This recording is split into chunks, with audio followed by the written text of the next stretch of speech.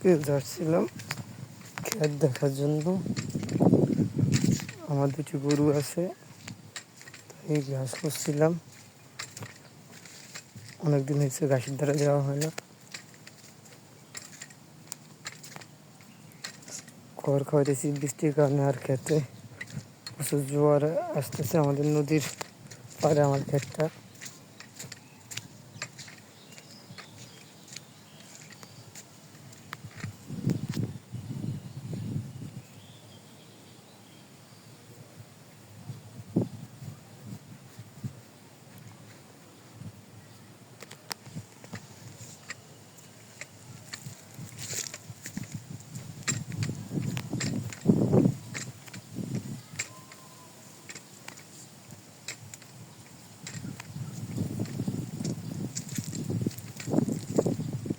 আজকে এখনো জোয়ার আসে না,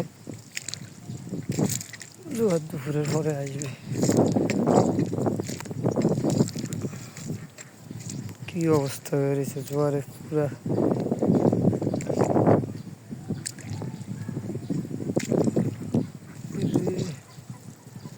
সাফ।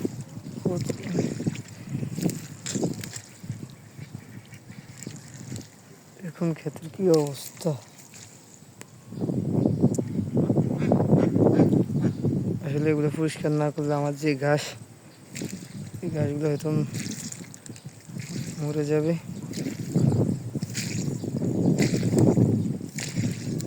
আসলে এখান থেকে নদী দেখা যায়, ওই যে দেখা যায় বেশিরভাগ।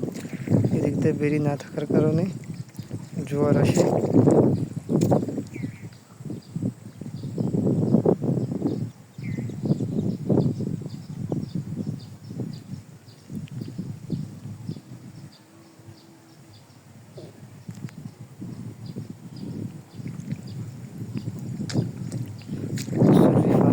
পুরো ক্ষেত ভিজে গেছে,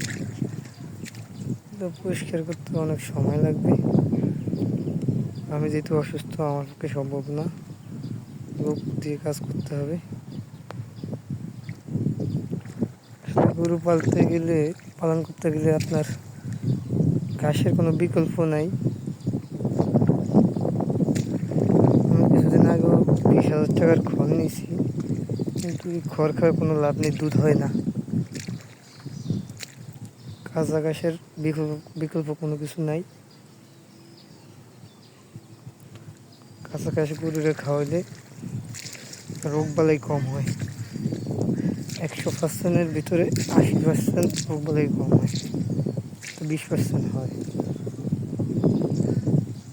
আসলে আমার ঘাস নাই, এই জন্য আমি খড় খাওয়াইতে হয়।